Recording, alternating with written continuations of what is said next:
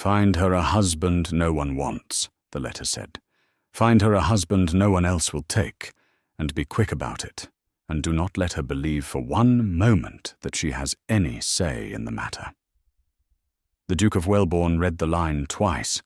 He was a man unaccustomed to reading anything twice, and the second pass was not because he had failed to understand it. It was because he had understood it perfectly, and could not at first believe that a man would put such a thing on paper. The letter had come to him by accident. That was the only reason it lay open in his hands at all.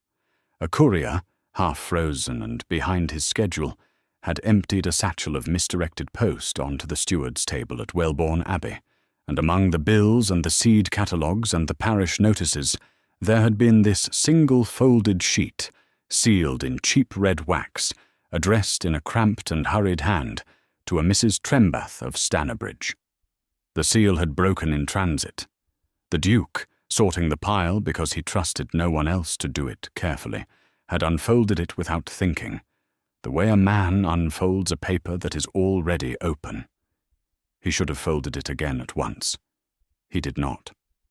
What Tobias Sandhurst did not know, in that first quiet moment by the cold account-room window, was that the young woman the letter described so coldly was at that very hour 3 miles away, bent over a ledger in a house that had decided she was a debt to be settled rather than a person to be kept. Her name was Carenza Oldfield, and she was very good at her work. She had been doing the accounts of Pencreek House for 4 years, ever since her mother's long illness had ended, not in the way the family told visitors, but in a quiet removal to a cottage by the sea, where the air was kinder and the bills were smaller. After that, Carenza's uncle by marriage, Mr. Hollis Pickering, had taken up residence as the acting head of the household, and Carenza had taken up the ledgers, because no one else in the house could add a column without losing the bottom of it. She was not paid for this. She was housed and fed, and reminded, often, of how fortunate she was to be either. On the morning the letter went astray, she sat at the long table in the back parlour, with the household books open before her, 3 of them, each in her own neat, upright hand, and she was doing the thing she did best, which was noticing. She noticed that the wine account had grown by 1/3 in 8 months, though the cellar had not. She noticed that a sum of £240 had left the principal of her late mother's marriage settlement in March, recorded only as expenses, and that a second sum, smaller, had followed it in May. She noticed that the hand recording these withdrawals was not her own, and was not the steward's, and belonged to her uncle, who had no legal right to touch that settlement at all because it was hers. She did not gasp. She did not press her hand to her mouth. She set down her pen, squared the 3 ledgers, and sat for a long moment looking at the figures the way a physician looks at a symptom, with attention rather than alarm. Then Pickering came in, and the moment closed. He was a soft, sandy, agreeable man of 50, the kind of man who smiled when he was about to take something from you, and he was smiling now. He had a letter of his own in his hand, sealed, and he set it on the corner of the table with the particular carelessness of a man who has rehearsed the gesture. "I have written to Stanabridge," he said, "to Mrs. Trembath. You will recall her, the matchmaker. A practical woman. She will find you a situation." Carenza folded her hands on the closed ledger. "A situation. A marriage, my dear. It is past time." He helped himself to the chair across from her, uninvited, as he did everything. "You are 25. You have no portion to speak of." He said this last with great gentleness, as a man says a thing he himself has arranged. "We cannot keep you here forever. It would not be kind, to you or to your prospects, to let you imagine otherwise." "And the gentleman?" she asked. "Has Mrs. Trembath one in mind?" "She will find someone suitable." "Suitable," Carenza repeated. and she let the word sit in the cold parlour air, because she had learned long ago that the most effective thing she could do with a word was hand it back unspent. Pickering's smile did not waver, but something behind it did. He gathered the sealed letter, tucked it into his coat, and rose. "The carrier comes Thursday. It will be on its way by week's end. I should think you would be grateful." He paused at the door. "Your mother would have wished you settled." It was the cruelest thing he could have said, and he knew it, and he said it kindly. That was Pickering's particular gift. When he had gone, Carenza opened the ledger again, dipped her pen, and beneath the May withdrawal she wrote, in a hand so small no one but she would ever find it, the date, the sum, and a single word. Noted. What neither of them knew was that the letter Pickering carried so carefully to the carrier on Thursday would be handed up to a courier who was already late, already cold, and already carrying a satchel he had let grow disordered, and that by the following Tuesday it would lie open on a table at Welbourne Abbey under the grey gaze of a man who did not yet know her name, and would not soon forget it. Tobias Sandhurst was not a soft man. The county said so with a kind of admiration that was mostly fear. He had inherited Welbourne at 26, found it managed by a steward who had been gently robbing it for a decade, and had spent the 8 years since putting it right with a thoroughness that left no room for charm. He did not give to flatterers. He did not suffer petitioners who lied. He had a face that the village described, not unkindly, as weather, and a way of looking at a man that made the man examine his own accounts. He looked now at the letter in his hand with exactly that expression. He read it a third time, which was unheard of. "Find her a husband no one wants." The phrasing offended him in a way he could not at first name. It was not the cruelty alone, though the cruelty was plain. It was the assumption inside it, the casual certainty that a woman could be a parcel, that her worth was a problem to be disposed of at the lowest possible cost, that the writer's only difficulty was logistical. Be quick about it. As one writes of a horse, one is ashamed to be seen selling. He turned the sheet over. The direction read, "Mrs. Trembath, Stannerbridge."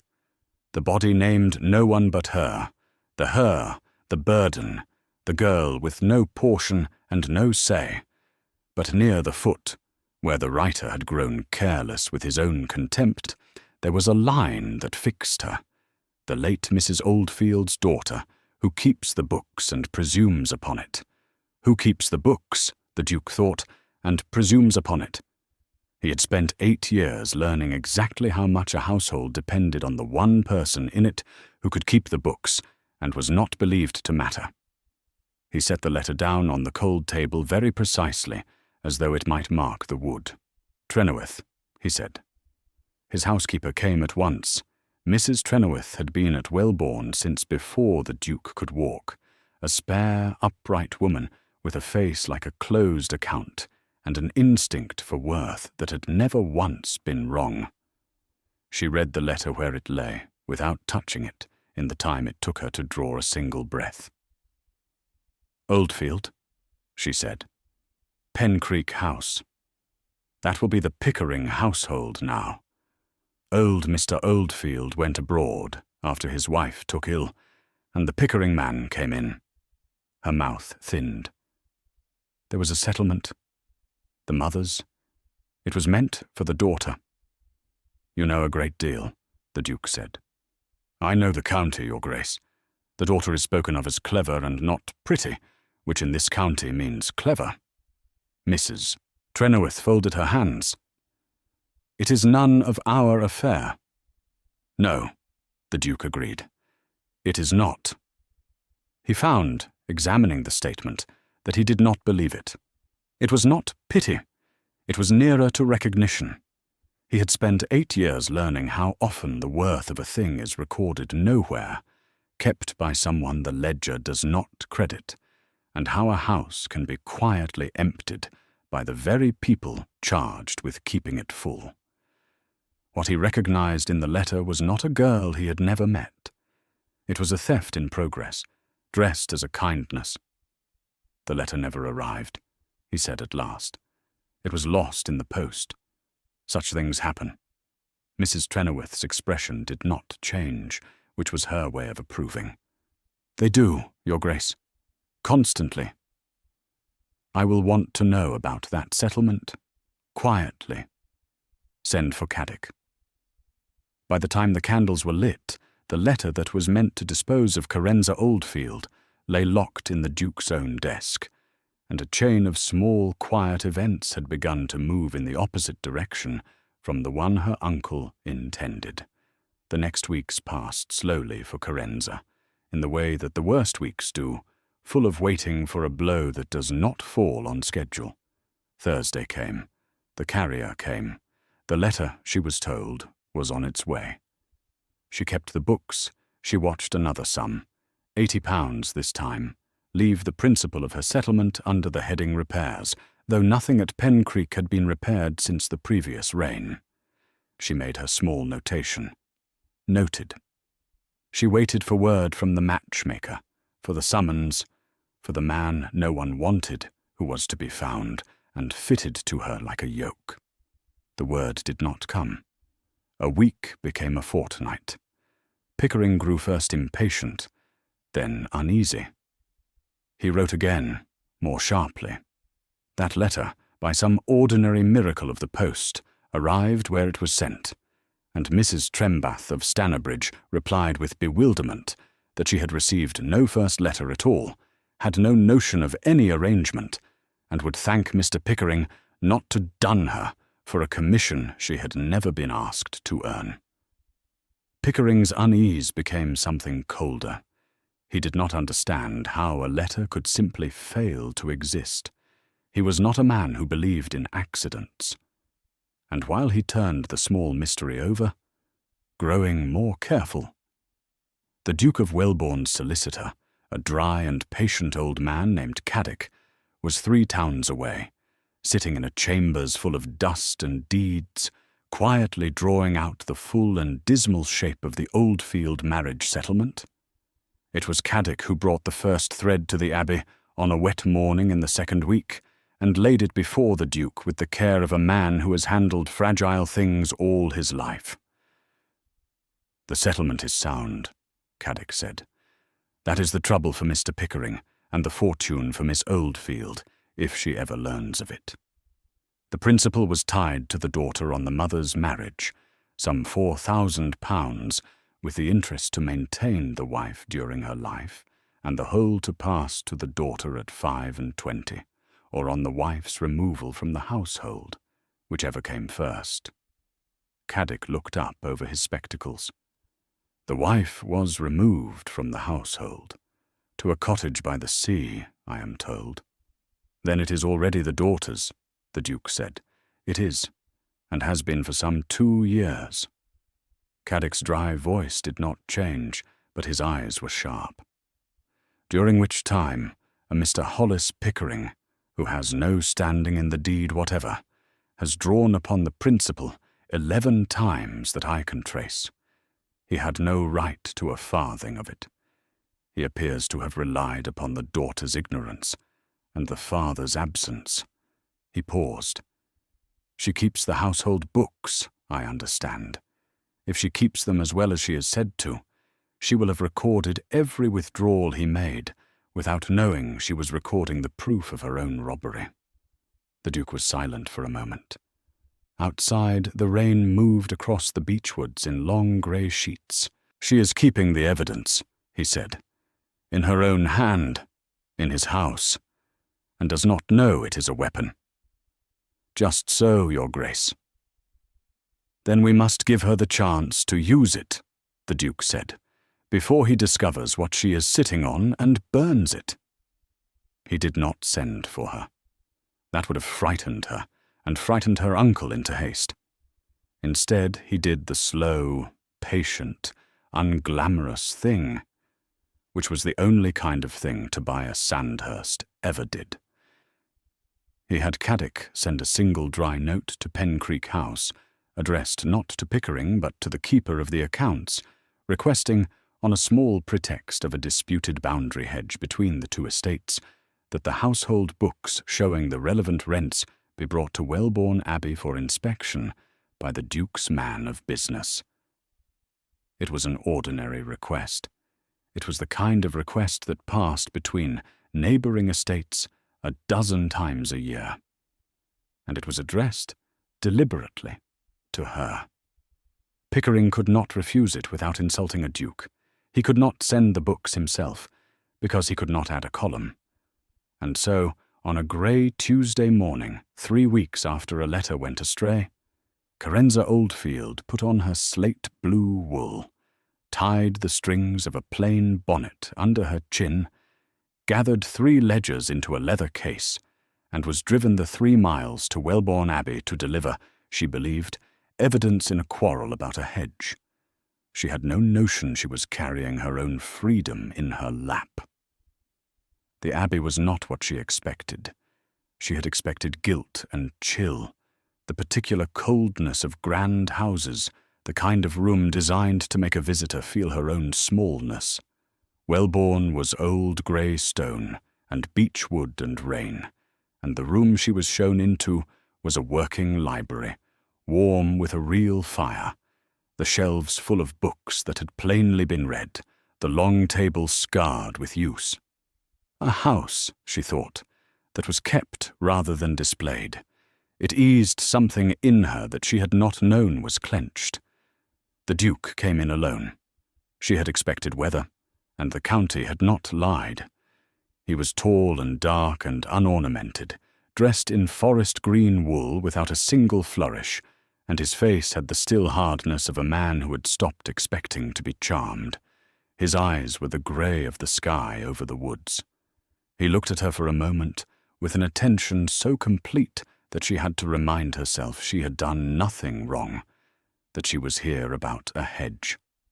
"Miss Oldfield," he said, "you keep the Pencreek accounts?" "I do, Your Grace." "Then you will be quicker than your uncle." He gestured to the table, to a chair, to the fire, with an economy that was almost courtesy. "Sit. Show me the rents along the eastern boundary." She sat. She opened the first ledger to the page she had marked, turned it to face him, and laid her finger on the column. "The hedge in question runs along the Welbourne side of the eastern field. The rents from that field have been recorded here for 4 years. You will see they are consistent." Her voice was level, unhurried, the voice of a woman who knew her figures and did not need to defend them. "If there is a dispute, it is not in these books. The boundary has not moved. Only the complaint is new." The Duke looked at the column and then at her, and she had the distinct and disconcerting sense that he was not interested in the hedge at all. "You write a clear hand," he said. "It is the only useful thing about me, I am told." She had not meant to say it. It had slipped out, dry, before she could stop it, and she braced for the small chill that such honesty usually brought. Instead, the Duke's expression changed, very slightly, around the eyes, and it took her a moment to understand that what she had seen was the beginning of his being angry on her behalf, which was a thing no one had ever been. "Who tells you that?" he said. It was not quite a question. "It does not signify, Your Grace. The hedge." "The hedge can wait." He sat down across from her, which dukes did not do for the keepers of other men's books, and folded his hands on the scarred table. "Miss Oldfield, I am going to ask you something, and I want you to consider before you answer, because the answer matters more than you know. In the keeping of those books, have you had occasion to record any withdrawal from a fund that was not the household's? A settlement, a principal, money that did not belong to the running of the house?" The room went very quiet. The fire spoke. Outside, the rain. Carenza did not move. She had spent 4 years learning to keep her face still over figures that frightened her, and she kept it still now. But her mind moved fast and cold and clear. He knew. She did not know how he knew or why a duke should care. But he had not asked the question idly, and the question was the exact shape of the thing she had been carrying alone for 2 years. She did not pretend confusion. She did not protect her uncle. She turned instead to the 3rd ledger, the private one, and opened it to the page where, in a hand so small it might have been the trail of a pin, she had written 11 dates, 11 sums, and beside each the same single word. She turned it to face him. 11 times, she said. Since March, 2 years gone, recorded as expenses, repairs, sundries, drawn by my uncle, Mr. Pickering, from the principal of my late mother's settlement. He has no entry in the deed. I have never seen the deed. But I know the principal was hers, and was meant for me, and I know to the shilling what has left it. She lifted her chin, not in defiance, but in a kind of fierce composure. I have been keeping the account of my own robbery, Your Grace, because it was the only thing I could do about it. The Duke looked at the 11 small notations, each marked noted, and something moved in his weathered face that was not, this time, anger. No, he said quietly. You have been keeping the evidence. There is a difference, and your uncle is about to learn it. What followed was not, at first, anything dramatic. That was not the Duke's way, and it would not have served. The dramatic thing, the public thing, the reckoning, would come. But it had to be built first, slowly, out of paper and patience. And over the next fortnight, Carenza Oldfield found herself doing the strangest and most steadying work of her life. She came to Welbourne 3 more times, always on the pretext of the hedge, which became a small joke between them, that neither of them named. In the warm library, with Caddick's dusty deeds spread on one side of the table, and her own ledgers on the other, she did what she had always done. Only now it mattered, and now someone watched her do it, as though it were a rare and valuable thing. She matched her 11 notations against the dates Caddick had traced from the bank. They agreed to the shilling. She read the settlement deed for the first time in her life, her finger moving along the cramped legal hand, and when she reached the clause that gave the whole to the daughter on the wife's removal from the household, she stopped and read it again, and was silent for so long that the Duke looked up. It was already mine, she said. 2 years ago, when they sent my mother to the cottage and told me it was for her health. The money became mine that very day, and no one told me, and he has been spending it since. She set her hand flat on the deed. She was not weeping. She had no intention of weeping. He let me think I was a charity. He told me I should be grateful to be housed, and all the while he was living on what was mine and calling it his kindness. Yes, the Duke said, and the letter to the matchmaker. Her voice was very even. To find me a husband no one wants. That was not haste, that was sense. Married off and gone, I could not keep the books, and if I could not keep the books, no one would ever notice the 11 entries. She looked up. He was not trying to settle me. He was trying to remove the witness.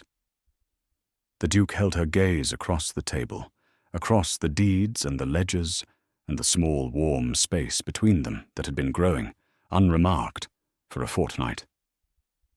That letter, he said, was misdirected to my house. By accident. A careless courier. He paused. I have it locked in my desk. I have read it perhaps a dozen times.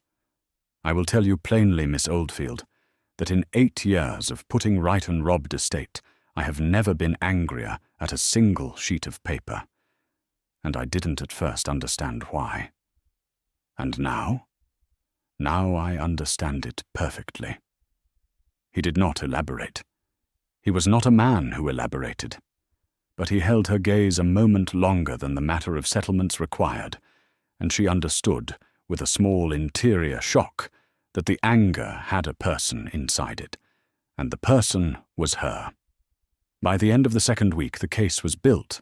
Caddick had the bank's record, dated and certified. Carenza had her ledger, her 11 notations matched line for line. The deed, read and witnessed, gave her the whole. And the letter, the original letter, in Pickering's own cramped and careless hand, lay locked in the Duke's desk, naming his intention in his own words for any court or any drawing-room to read. Find her a husband no one wants. Be quick about it. It was, the Duke observed, more than enough to recover the money in a quiet legal action that would take a year and humiliate no one. Carenza said she did not want a quiet legal action. He let the whole county believe I was a burden, she said. He said it kindly, at every dinner, for 4 years. If the truth is to come out, I would have it come out where the kindness was performed. The Duke looked at her for a long moment, and then something rare happened to his weathered face. He almost smiled. "There is a dinner," he said, "at Pencreek. Thursday next. Your uncle has invited half the county to celebrate, I am told, his good management of the estate." "His good management," Carenza repeated, and handed the phrase back unspent, the way she did. "I have not been invited," the Duke said. "But I am a duke. I find I am rarely turned away." The dinner at Pencreek House was the grandest the county had seen in years, which was precisely Pickering's intent. He had spent freely on it, more freely than the house could afford, though only one person at the table knew exactly how much, and from whose money. The candles were doubled. The wine was the good wine, the account for which had grown by 1/3 in 8 months, though the cellar had not. Pickering moved among his guests in a new mustard-tan waistcoat, soft and sandy, and agreeable, accepting compliments on his stewardship of poor Oldfield's estate, on his kindness to the orphaned niece, on the general air of prosperity he had worked so hard to perform. Carenza sat near the foot of the table in deep garnet silk. She had not owned such a gown.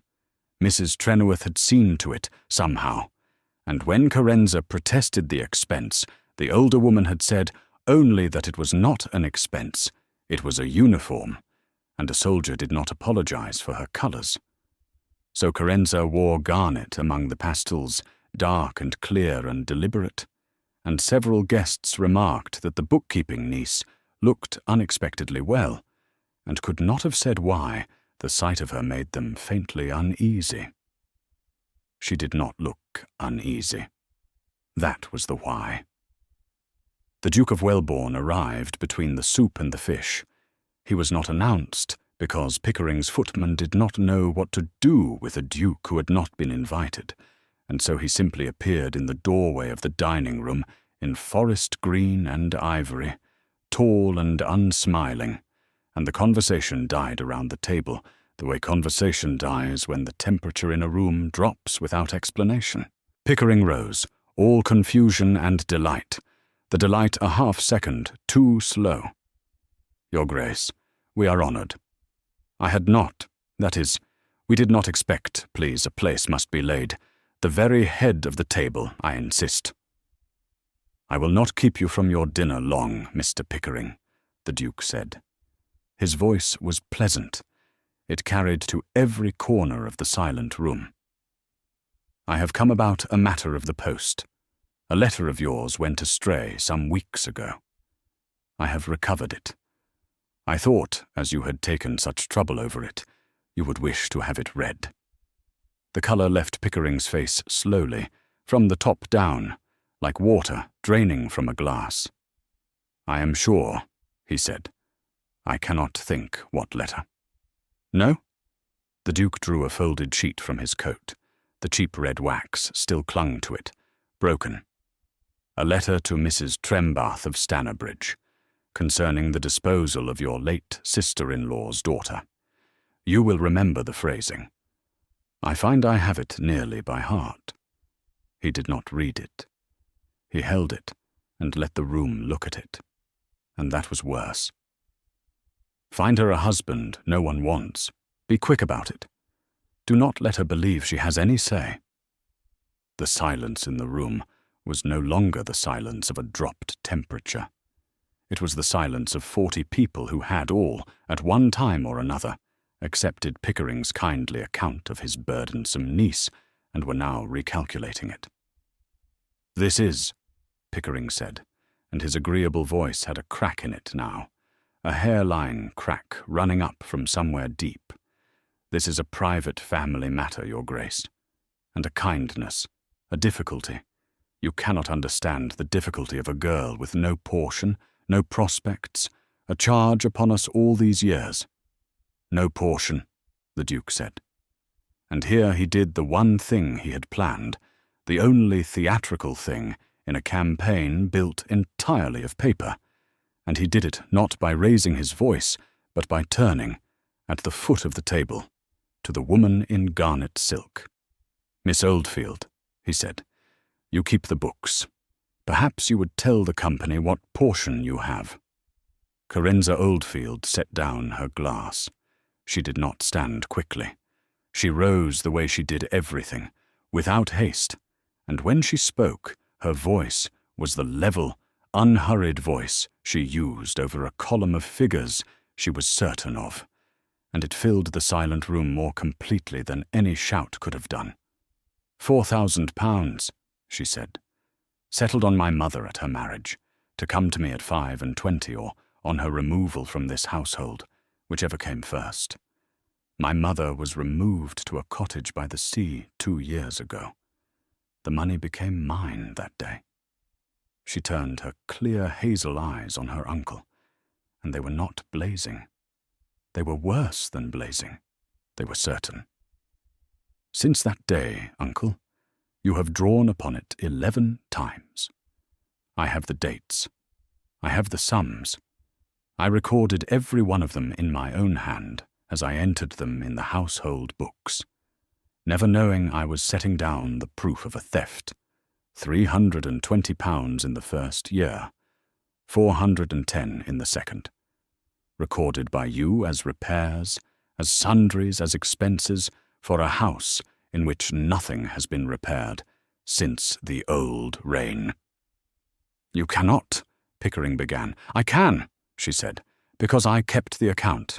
You always said it was the only useful thing about me. You were nearly right.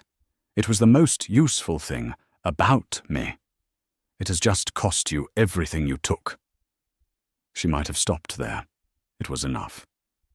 But she had one more line, and she had thought about it for 2 years without knowing she was thinking about it, and she said it now into the ringing quiet, levelly, almost gently, the way her uncle had always delivered his cruelties.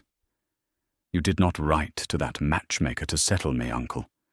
You wrote to remove the witness, but the witness keeps very good books."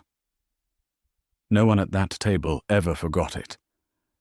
The thing they remembered was not anger. There was no anger in it. There was only a woman they had all agreed to overlook, standing in dark red among the pastels, reciting from memory the exact dimensions of the theft she had survived, while the soft, agreeable man who had performed his kindness over 4 years of dinners came apart in front of them, his borrowed competence collapsing, as such things do, the moment the person he had borrowed it from withdrew her hand. The legal action, when it came, was almost an afterthought. Caddick managed it. The principal was restored with interest.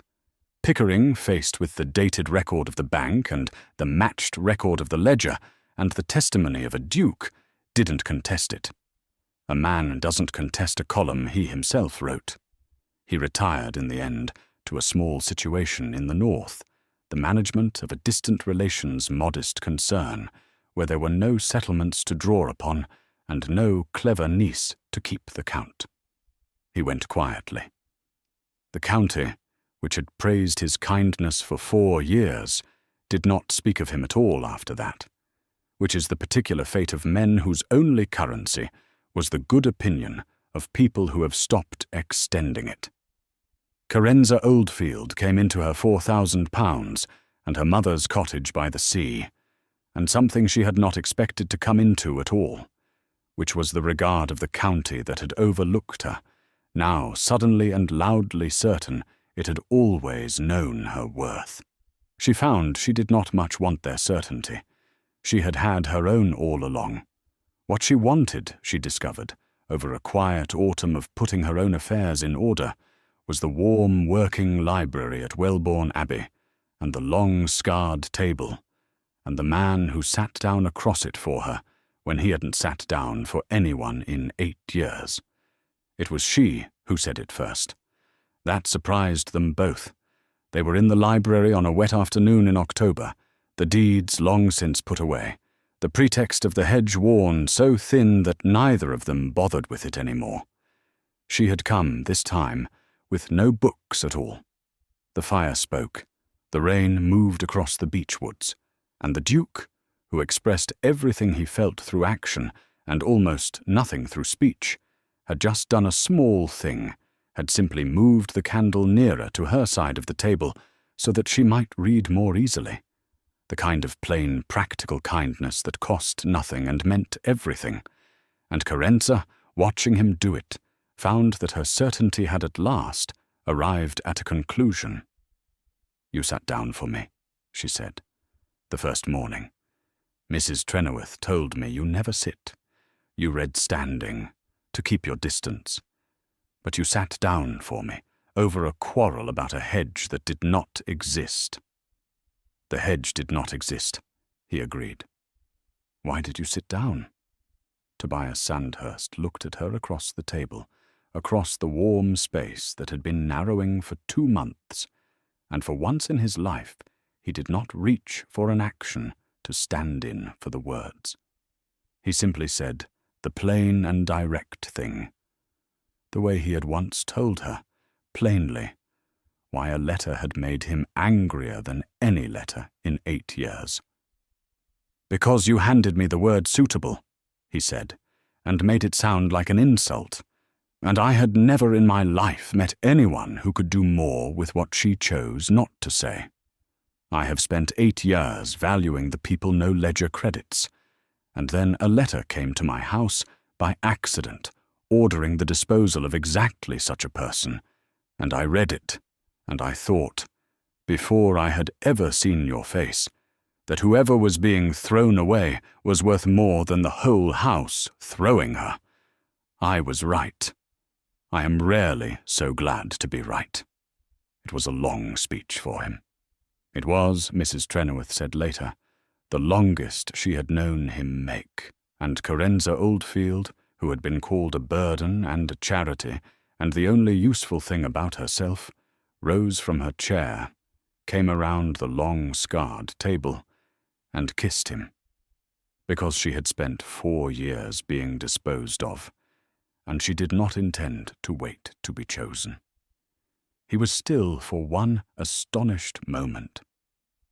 Then his hand came up to the side of her face, careful, the way he moved a candle, and he kissed her back, as a man kisses the thing he had stopped expecting to be allowed.